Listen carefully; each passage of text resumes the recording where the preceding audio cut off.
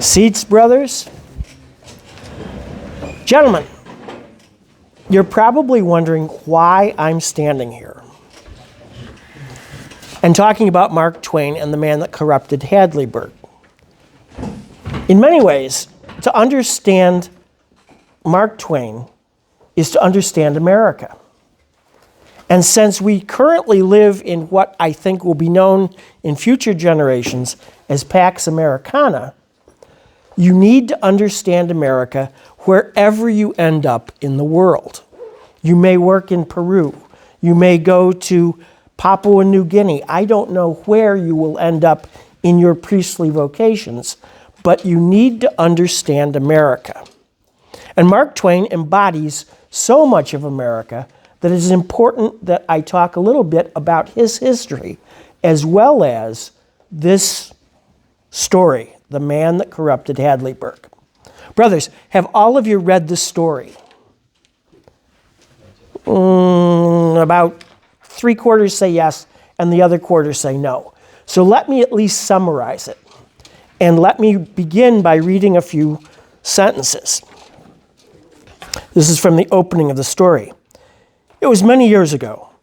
Hadleyburg was the most honest and upright town in all the region around about. It had kept that reputation unsmirched during 3 generations and was prouder of it than of any other of its possessions. It was so proud of it and so anxious to ensure its perpetuation that it began to teach the principles of honest dealings to its babies in the cradle, and made the like teachings the staple of their culture thenceforward throughout all the years devoted to their education.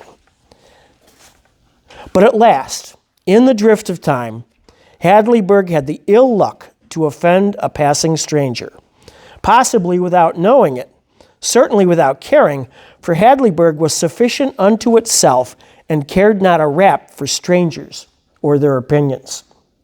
Okay? So Hadleyburg is a relatively small town. I can't read the whole thing, but if you really want to understand Mark Twain more completely, I would recommend that you read The Adventures of Huckleberry Finn, which is a story of a boy and an escaped slave traveling down the river to escape civilization. All right?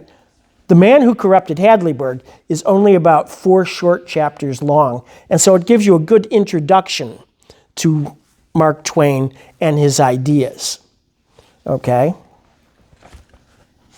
Mark Twain was born in 1835 and died in 1910, and so lived most of his life during what, in America anyways, is known as the Victorian Age. And he was a man of that time. Born in a small town, in a fairly large family, his father was a judge. So someone educated and elected to a responsible office. Unfortunately, when he was about 10, his father died. And the family, of course, was plunged into poverty. Very shortly thereafter, his brother Orrin, who was older than Mark Twain, or Samuel Clemens, as his real name is, was apprenticed to his brother as a printer's devil. So he did, from a very early age in life, all of the work in printing materials for newspapers, flyers, all the information that a small town needed. He also, of course, was born in Missouri. Anybody here, brothers, know what the Missouri Compromise was? Or ring a bell?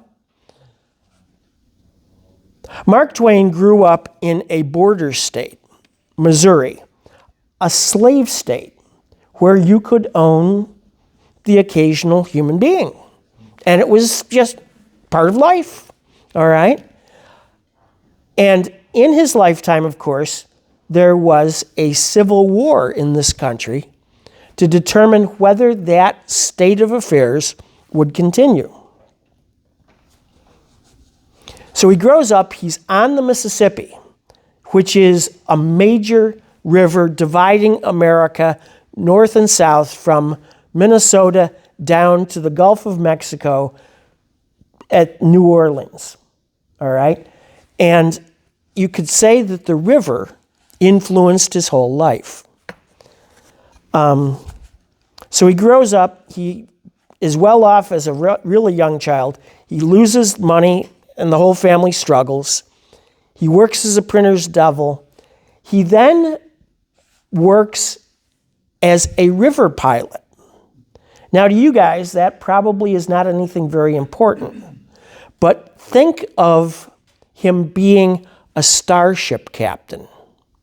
All right? How much prestige attaches to the captain of an ocean liner? Or will attach to someone that can guide a starship through the universe? Lots of prestige. To be a pilot on the Mississippi, you had to apprentice to someone, and you had to learn the river in its entire length. And the Mississippi, being a force of nature, changes every year. All right? So you have to memorize a river that's more than 2,000 miles long, and you have to know the sandbars, you have to know the snags. A snag is a tree that's in the river with one end caught in the bottom of the channel and the other end sticking up. So if you run a boat over it, it punches a hole in the hull of the boat and it sinks. So you are responsible for the cost of the boat that you are running, the passengers, the crew, and the cargo. So we're talking immense responsibility and very difficult to learn. So Mark Twain, pretty obviously, is a smart cookie. And he is also on the way to wealth. Because it was so difficult to learn the river and to understand its entire length, you got paid big bucks in order to act as the pilot for a riverboat. Okay? What happens? The American Civil War is what happens. 1861. All right? As soon as the war opened, some of the states on the Mississippi declared for the Union, some of them declared for the Confederacy. And so travel on the river almost immediately stopped. All right? It would ultimately end up being captured by the Union forces and returned to its use as a major highway for both the transportation of cargo and of people. But for a while, nothing moved on the river. So what does Mark Twain do? He joins a Confederate militia, as does most of his brethren, North and South. In 1861, in America, you generally went with your neighbors. All right? It's like this class of seminarians. If suddenly you were all called to do something, would you suddenly decide to break away from your fellows? No, probably not. All right? So Mark Twain and his fellows set up a company of Confederate militia, and they go off searching for Union people to see what's going to happen. And of course, what happens is typical of the time period. Disorganized, untrained, badly armed, not fed very well, with no real equipment. One night, they hear rustling in the brush and constantly become more and more agitated. And finally, the guys in the company that have guns line up and fire a volley into the brush. What happens? Well, it's black night. The next morning, they get up and they discover that, in fact, they have killed somebody. Now, they don't have uniforms on. This guy doesn't have a uniform on. Did they, in fact, kill a Union member of a militia that they're fighting against? Or did they kill an innocent passerby? That quandary immediately gives them pause. And the militia company sort of dissolves. Everybody decides, this isn't what I signed up for, and they all went their own ways. The other way Mark Twain illustrates America at the time is that his brother, Orrin, the one that originally gave him his job as a printer's devil, is going to Nevada to be the secretary to the governor. Nevada at the time is a territory of the United States. It's not a state yet. And to be appointed governor means that you were appointed by the President of the United States. So Orrin, by deduction, has got to be in with the Republican Party, which is against the Confederacy. So you've got a family right there divided against itself. Sam has gone off and joined the Confederate militia, and Orrin is thought well enough by the Republicans to be appointed to an office. So Sam does the American thing. He goes west, all right?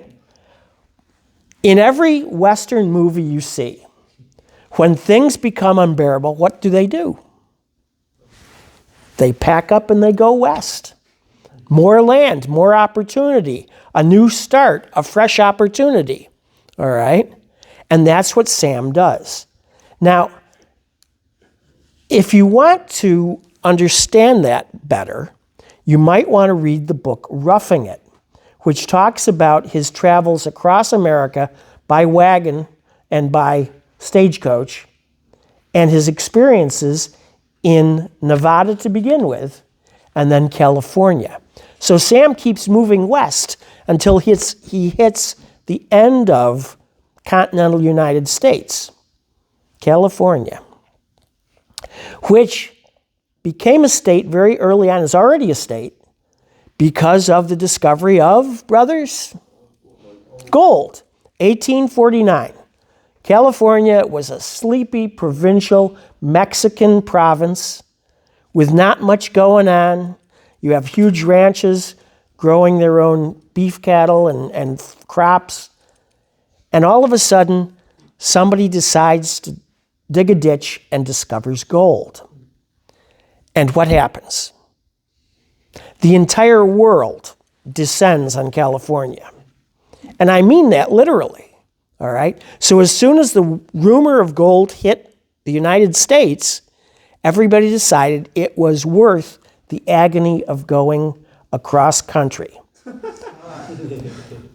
All right, so everybody jumps in their car and drives 60 miles an hour, if you're legal, across the world in the comfort of a padded bench, warmed cabin, and all that sort of thing in a car, right?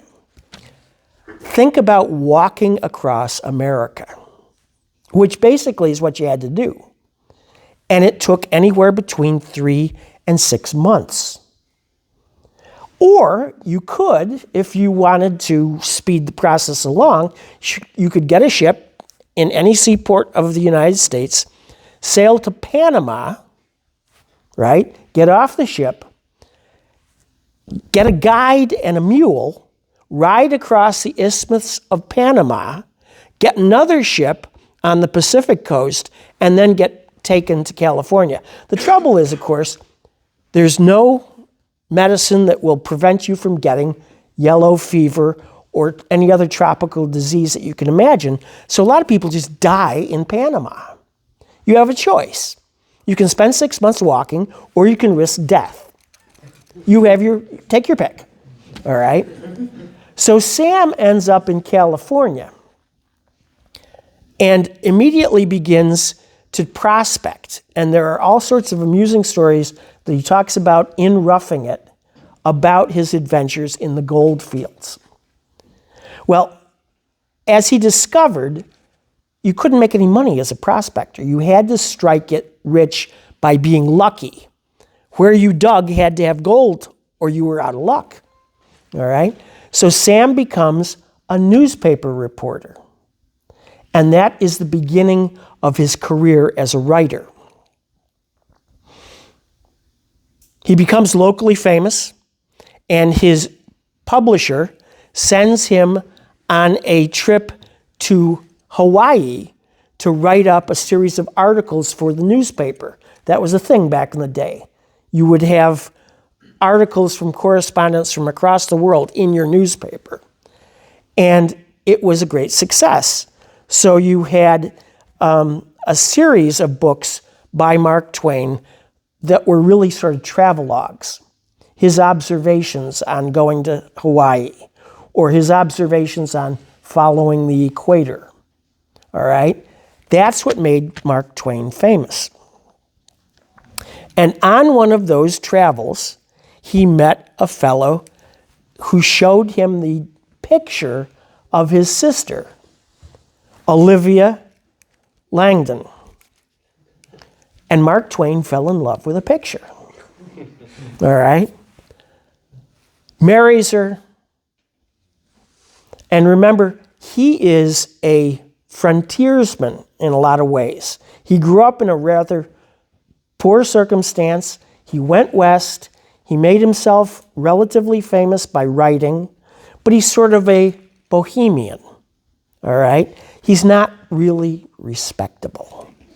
But his wife comes from a fairly wealthy family, and Mark Twain finally convinces them that, yes, he will be able to support her, and marries her. They live initially in Ithaca, New York, and then in Buffalo, New York. I went to grad school in Buffalo. And besides 7-foot snowfalls, the local newspaper still lists on its masthead, on its editorial page, that Mark Twain was once editor of the Buffalo Morning News. All right? So he's still locally famous in Buffalo. Well, in a lot of ways, the East Coast has always sort of attracted people to it. And Mark Twain finally ended up, in his happiest years, living in Hartford, Connecticut, not very far from here. In fact, you guys should probably see if the fathers will take you on a trip to the Mark Twain home, because he made himself very wealthy by his writings. All right? And his 3 daughters were born in Buffalo, and the family lived a very happy life. And the house is still, to this day, a very impressive mansion. He also lived in a little sort of artist's compound with Harriet Beecher Stowe. Does that name ring a bell with you, brothers? Harriet Beecher Stowe was the typical daughter of the Protestant North. And in the 1850s, she traveled to and lived among the South for about 6 months or a year.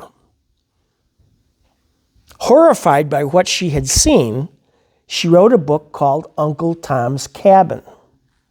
And Uncle Tom's Cabin was one of the major causes for the American Civil War. In fact, when Abraham Lincoln, the President of the United States during the American Civil War, met Harriet Beecher Stowe, he shook her hand and he said, "So you're the little woman that caused this great war." And in a lot of ways, he was right. All right? So, we've brought Twain to, say, about 1900 or so. What has Twain's life been? It has been, since he's become a writer, very, very successful. He now has piles of money. And he is very much a person of his age. If a small pile of money is good, a big pile is even better. All right? Very Protestant of him. And what he does is he invests massive amounts of money in an automated printing machine. And it always is just on the verge of actually working, so that you would be able to press a keyboard and the machine would set type for you, instead of doing it by hand, which had been his experience as a small boy. Well, the trick is, it never worked. And Twain sank tons of money into it. Now, understanding that his books had made him wealthy, he also invested in a publishing company. So he began to publish books. Well, everything went bust at once. All the companies went bankrupt.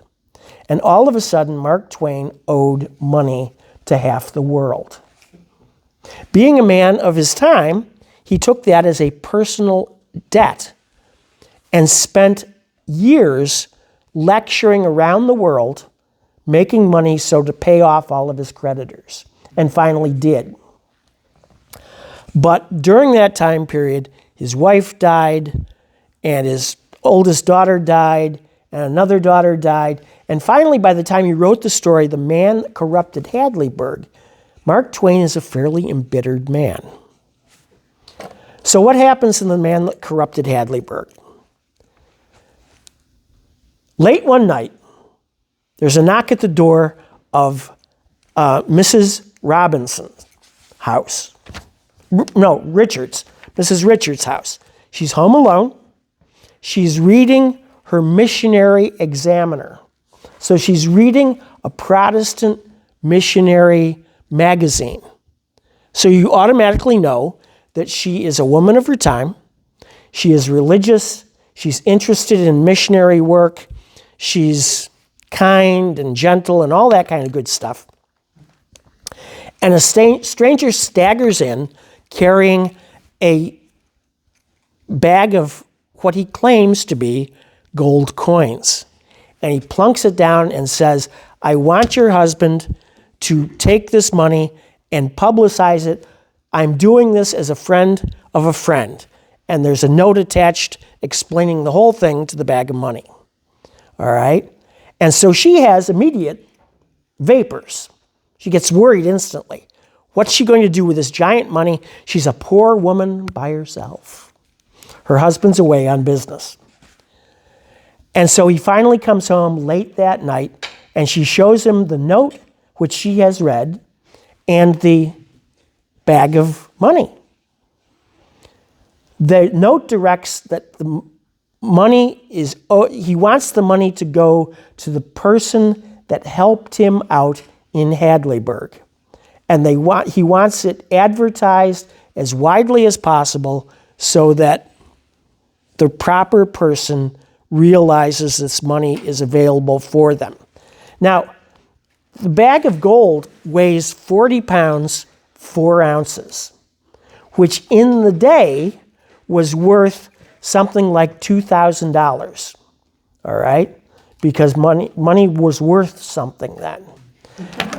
To give you an idea of just how much temptation this is, because you guys have to understand about temptation as seminarians, right? If you do the computation for an ounce of gold, that bag of money was worth, when I did the math back in October, $4,230,000.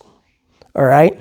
So there is life-changing money sitting in Mrs. Richards' front parlor.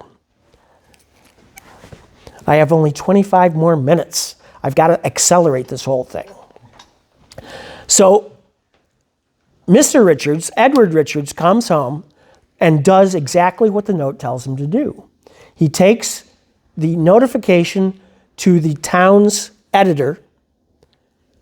They write up the story. The paper is going to be printed the next day, and everybody in town will know about the money. What happens? The guy that's doing the typesetting for the morning paper reads the story as he's setting the type and decides this is too good a story to just stay in Hadleyburg, and he takes the information, writes up his own story, and sends it off to the United Press, which will now spread the story across all of America. So it's one of those human interest stories that people like to read about. And no sooner do they return home, the editor of the paper, a fellow named Cox, and Mr. Edwards, then they begin to think, $4 million split two ways is actually pretty nice. So they immediately begin to think, what if we don't do what the note says and instead just keep it for ourselves? Well, too bad. The information in the story has already gone out, and they're sort of forced to be honest. And so for the next umpty-umpt months, the news goes around the world talking about the incorruptibility of Hadleyburg. And Reverend Burgess has been appointed the chairman of the committee that will meet and decide whether the money is going to be given to anybody. So finally, this is so interesting and has made the whole town so crazy that they decide to have a giant town meeting in order to finally end the suspense of it all. And what happens, of course, is that there are 19 famous families in the town of Hadleyburg. And each of them are admired in their own way for being models of purity and rectitude and uprightness. Okay? 19 families. What has the man done? The man has written 19 letters to those 19 families saying, you may not remember doing this, but I know that you are the one that told a desperate passing stranger that you are not a bad man, go and sin no more. All right? And so each of those 19 leading families decides that even though they can't remember giving money to this stranger, that they must have actually done it. They just have forgotten. And so what they all do is write a letter to the Reverend Burgess, who is, by the way, widely disliked in town for a reason that nobody talks about. I am going to guess it had to do with women. But in any case, Reverend Burgess is not going to do anything to get another congregation. Now, as Catholic priests, you will go where you're assigned by your superiors. And your congregations will pretty much have to deal with you no matter what. That's the way the Catholic Church works. Remember, Mark Twain is writing about Victorian America, where ministers have to sort of go and audition to be given a pulpit. The elders of the church will decide whether you get hired as a minister or not. And if you're not liked, you're gone. All right? So the Reverend Burgess has lost his pulpit. Why he's still in town is still beyond me. And the town meets together and they begin to open the letters. And the first two people that have their letters opened have said exactly the same thing, with the exception of the word very. You're not a very bad man. All right? And so they begin to argue. You must have read my note to the Reverend Burgess. And gradually it turns out that all 19 families, including Mr. Richards, the bank clerk that had originally seen the money, had written those letters. It turns out that he had done Burgess a favor, and Burgess doesn't read his letter. So the whole town discovers that all of their leading citizens are hypocritical liars. All right? So Hadleyburg, the incorruptible, has fallen into despair over its people. Finally, the stranger is actually in the audience at this grand opening of the letters, and the money bag is opened, and it turns out that all of the money is actually lead discs covered with a thin layer of gold, gilded lead. So it's not worth anything. So they have lost their fame and fortune and their reputation for nothing. And now they decide, what are we going to do with this thing? And it turns out that they take the money and they auction it off, and two men, both running for office, compete with each other to buy the money. And finally, one of the two manages to win. What he does is he takes the gilded discs and has his opponent's image struck on there and says something about a crook and a thief, so that he wins going away. Now, Hadleyburg, remember, has this reputation for absolute purity. Nothing evil ever happens, except, of course, politics. In this, Mark Twain again reflects America. The two men running for office want to win election to the state legislature because the legislature will decide where the railroad is going to go. And wherever the railroad goes, the land will become much more profitable, and whoever owns that land will become immensely wealthy. And that kind of cheating doesn't bother Mark Twain or the town of Hadleyburg at all. That's just the facts of life. All right? So what does that say about America? What does Mrs. Richard have to say?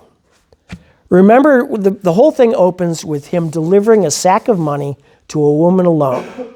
And one of the things, again, you need to understand about Victorian times is that women were admired, adored, worshipped in some ways. All right? Women were pure and noble and above the day-to-day struggle of life, and they were to keep the family together and provide the men who go out and fight in the hurly-burly of the regular world a safe haven to come home to. So women were either that pure and idealized version of womanhood, or they were fallen women. So Mrs. Richards, remember, she was reading the magazine from the Missionary Society, so we know automatically, instantly, that she is a good woman. But in that opening chapter of this story, almost immediately she began to think about how they could keep the money for themselves because they're poor.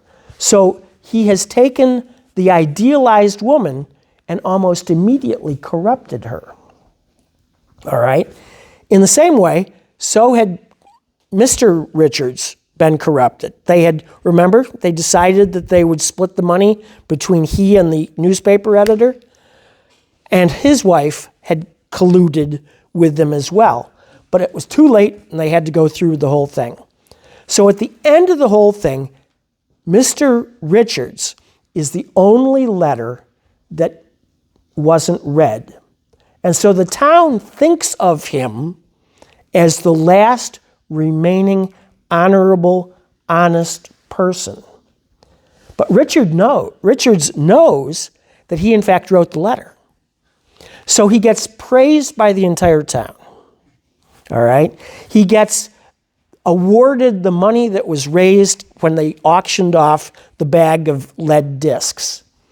He has become fairly secure anyways in his old age. He is still admired and loved, and he knows that he's guilty. Now, as future Catholic priests, what would our response to this be? You go to confession. You confess your sins. You know that you're a fallen human being and that you are redeemable because of Christ. Right? These are Protestants.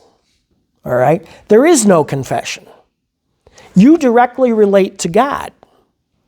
And how do you make up to God for making your entire life a lie?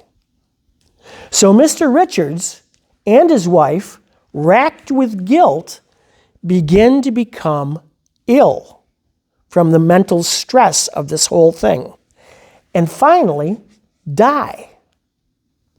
So Hadleyburg goes to the state legislature and says, we are now a laughingstock in the eyes of the entire world.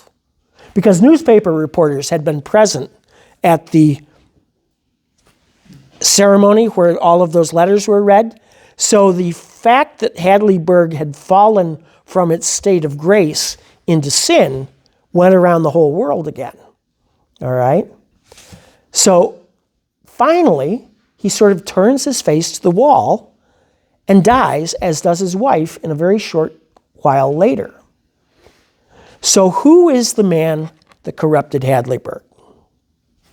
Some people, brothers, think that maybe he's the devil.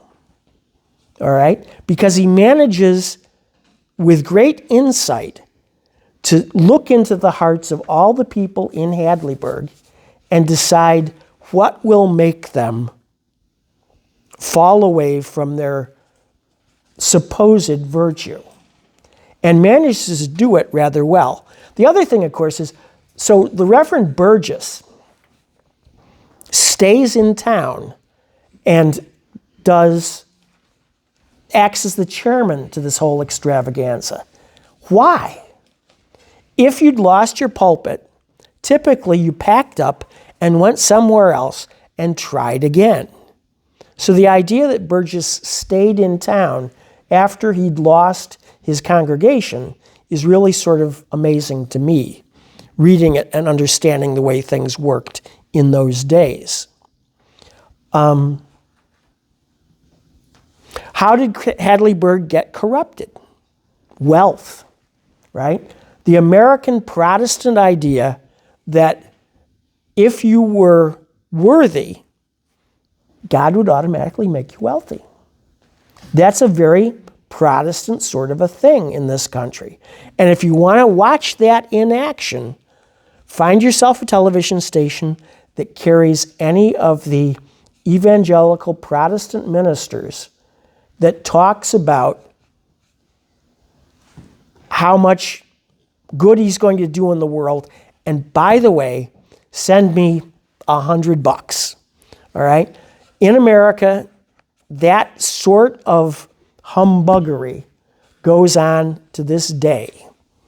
The Crystal Cathedral in California is now owned by the Catholic Church, but it was originally run by and funded by the congregation of a very eloquent speaker, Protestant minister.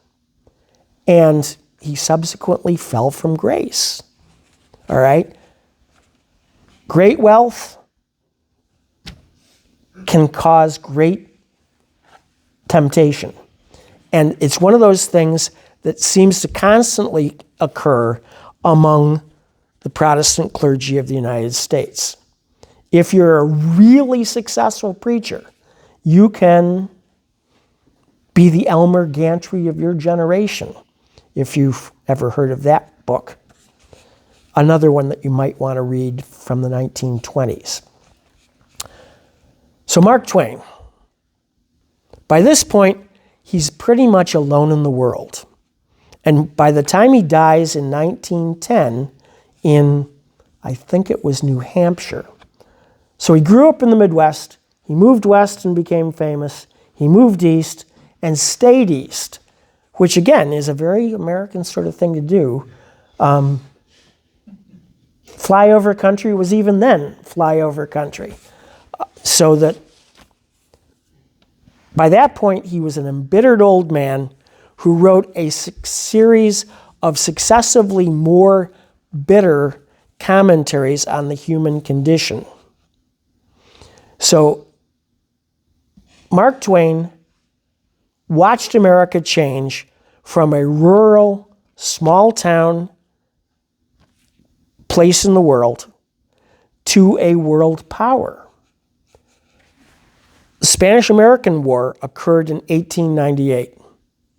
America had fought a giant war in the 1860s in its own Civil War, in which 600,000 Americans died. Every family in America probably lost someone that they knew in the American Civil War. But that was very regional, or at least it was confined to the North American continent. So in many ways, the United States, for all of its potential, for all of its resources, for all of its industry, wasn't very respected in the world as a whole.